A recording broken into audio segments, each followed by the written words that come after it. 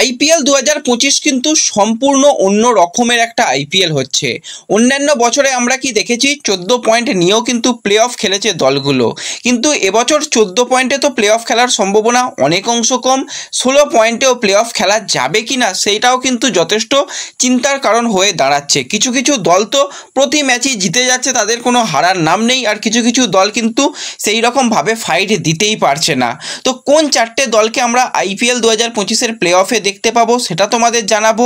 কোন দুটো দল টপে শেষ করতে পারে সেগুলো তোমাদের জানাবো। কলকাতা কিভাবে কোয়ালিফাই করবে সেটা নিয়েও আলোচনা রয়েছে এই ভিডিওতে। তাই ভিডিও শুরু করার আগে একটাই রিকোয়েস্ট, চ্যানেলে যারা প্রথমবারের জন্য এসেছো মনে করে চ্যানেলটাকে সাবস্ক্রাইব করে নিও। তো এখন কিন্তু যে ম্যাচটা চলছে সেটা হচ্ছে হায়দ্রাবাদের ম্যাচ।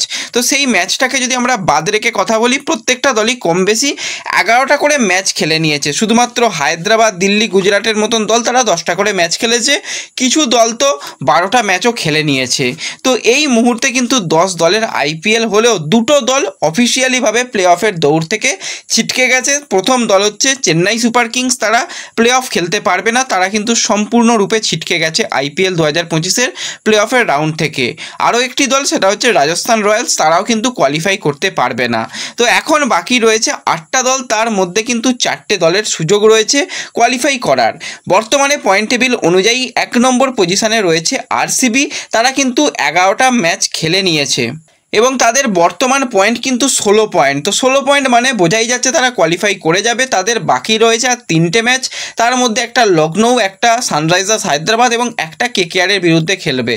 তো তারা কিন্তু 16 পয়েন্ট নিয়েও কোয়ালিফাই করে যাবে, তাদের কোনো রকম সম্ভাবনা নেই। কিন্তু 3টে ম্যাচে তারা 3টে ম্যাচ জিতলে কিন্তু একটা দারুণ জায়গায় চলে যাবে। তো বেঙ্গালুরুকে কিন্তু কোয়ালিফাই করে যেতে পারে, সেটার সম্ভাবনা অনেক অংশেই বেশি লাগছে। এরপরে পয়েন্ট টেবিলের 2 নম্বর পজিশনে রয়েছে পাঞ্জাব কিংস, তারা কিন্তু 11টা ম্যাচ খেলেছে, 15 পয়েন্ট পেয়েছে, নেট রান রেট যথেষ্ট ভালো। তাদেরও কিন্তু 3টে খেলা বাকি রয়েছে। দিল্লি, মুম্বাই এবং রাজস্থান, তারা কিন্তু বেশ ভালো জায়গাতে রয়েছে, 15 পয়েন্ট। তার মানে তাদের আর যদি প্লে অফের রেসের মধ্যে থাকতে হয় তো সেক্ষেত্রে যদি 3টে ম্যাচের মধ্যে 2টো ম্যাচ তারা জিতে যায় তাহলেই কিন্তু তারা কোয়ালিফাই করে যাবে। এরপর বর্তমানে পয়েন্ট টেবিলের 3 নম্বর পজিশনে রয়েছে মুম্বাই ইন্ডিয়ান্স, তারা কিন্তু 11 ম্যাচ থেকে 14 পয়েন্ট পেয়ে গেছে, তাদের কিন্তু 3টে আর ম্যাচ বাকি রয়েছে গুজরাট, পাঞ্জাব এবং দিল্লির সঙ্গে। তো তারা কিন্তু পর ম্যাচ জিতে কিন্তু প্লে অফের রাস্তায় চলে এসেছে এবং সবথেকে ভালো ব্যাপার এটাই যে তাদের কিন্তু শেষ 3টে ম্যাচের মধ্যে 2টো ম্যাচ তারা হোম মাঠে খেলবে। তো সেক্ষেত্রে 2টো ম্যাচ যদি তারা জিতে যায় তো সেক্ষেত্রে কিন্তু তারা 18 পয়েন্ট পেয়ে যাবে, তারা কিন্তু কোয়ালিফাই করে যাবে। তো এই 3টে দলের কিন্তু কোয়ালিফাই করার হাই চান্স রয়েছে। এছাড়াও কিন্তু যে দলের কাছে সুযোগ ভালো রয়েছে সেটা হচ্ছে গুজরাট টাইটান্স, তারা কিন্তু 10টা ম্যাচ থেকে 14 পয়েন্ট পেয়েছে, তাদের পরবর্তী 4টে খেলা বাকি রয়েছে, একটা মুম্বাই, দিল্লি, লখনৌ এবং চেন্নাই। তো সেক্ষেত্রে কিন্তু তাদের সবথেকে ভালো সুবিধা রয়েছে, তারা যদি 4টের মধ্যে 3টে ম্যাচ জেতে তাহলে কিন্তু তারা কোয়ালিফাই করে যাবে। 4টের মধ্যে 2টো ম্যাচ জিতলে কিন্তু অন্য দলেদের দিকে তাকিয়ে থাকতে হবে। তো সেক্ষেত্রে 4টের মধ্যে 3টে তাদের জিততে হবে, একটা ম্যাচ হারলেও কোনো অসুবিধা নেই। আর 4টের মধ্যে যদি তারা 4টে ম্যাচই জিতে যায় তাহলেও কিন্তু তারা কোয়ালিফাই করে যাবে। তো এরপর যদি আমরা কথা বলি একটু দিল্লিকে নিয়ে, তো দিল্লি কিন্তু যথেষ্ট এখন চাপে রয়েছে। তারা কিন্তু বর্তমানে 10টা ম্যাচ খেলে নিয়েছে এবং তাদের কিন্তু 12 পয়েন্ট রয়েছে। তো এখনও কিন্তু তাদের 4টে খেলা বাকি রয়েছে। আজকে তো একটা হায়দ্রাবাদের সঙ্গে হচ্ছে, এছাড়াও কিন্তু পাঞ্জাব, গুজরাট এবং মুম্বাইয়ের সঙ্গে খেলতে হবে। তো সেক্ষেত্রে কিন্তু তাদের 18 পয়েন্ট পর্যন্ত যেতে হবে, তার মানে 3টে ম্যাচ কিন্তু তাদের জিততেই হবে, তা না হলে কিন্তু তাদের পক্ষে যাওয়াটা অসম্ভব ব্যাপার রয়েছে। এরপর যদি আমরা কথা বলি একটু কেকেআরকে নিয়ে, তো কেকেআরের পক্ষেও কিন্তু এখনও প্লে অফের রাস্তা বাকি রয়েছে। তারা 11 ম্যাচে 11 পয়েন্ট নিয়েছে, নেট রান রেট কিন্তু তাদের যথেষ্ট ভালো জায়গায় রয়েছে। খেলা বাকি রয়েছে 3টে, তার মধ্যে চেন্নাইয়ের বিরুদ্ধে ঘরের মাঠে, হায়দ্রাবাদ এবং আরসিবি ম্যাচ কিন্তু রয়েছে 2টো অ্যাওয়ে ম্যাচ। তো সেক্ষেত্রে কলকাতা যদি 3টে ম্যাচের মধ্যে 3টে ম্যাচই জেতে আরও 6 পয়েন্ট আসে, 17 পয়েন্ট তারা পেয়ে যাবে। তো 16 পয়েন্টে কোয়ালিফাই হওয়ার চান্স কম, কিন্তু 17 পয়েন্ট পেয়ে গেলে তাদের কোয়ালিফাই হওয়ার চান্স কিন্তু অনেক অংশ বেড়ে যাবে। তো এরপর যদি আমরা লখনৌ সুপার জায়েন্টকে নিয়ে কথা বলি, তো লখনৌ সুপার জায়েন্টের কিন্তু যথেষ্ট চাপ রয়েছে।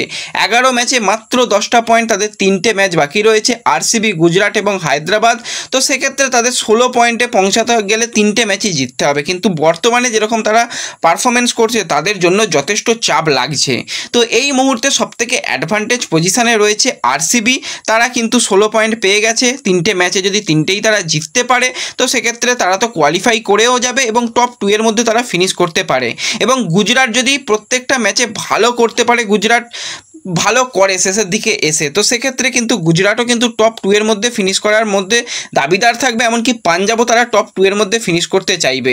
তো এই 3টে দল কিন্তু বেশ হাড্ডাহাড্ডি লড়াই দেবে। মুম্বাইও রয়েছে, মুম্বাই রেসের মধ্যে মুম্বাইও লড়াই দেবে। এবার কলকাতা যদি ভালো কিছু করতে পারে, আরসিবি যদি পয়েন্ট নষ্ট করে এবং চেন্নাইয়ের বিরুদ্ধে তারা যদি জিততে পারে, হায়দ্রাবাদের বিরুদ্ধে যদি তারা জিততে পারে, তারাও কোয়ালিফাই করবে। তো এই মুহূর্তে সবথেকে এগিয়ে রয়েছে আরসিবি, তারা কিন্তু মোটামুটি কোয়ালিফাই করে গেছে, ধরাই যেতে পারে। বাকি 3টে দল কারা কারা হবে সেই দিকে আমাদের নজর থাকবে। তোমরা কোন 4টে দলকে প্লে অফে দেখতে চাও অবশ্যই কমেন্টে জানিও, আর ভিডিও ভালো লাগলে লাইক শেয়ার করে দিও। তো দেখা হবে পরবর্তী ভিডিওতে, ধন্যবাদ।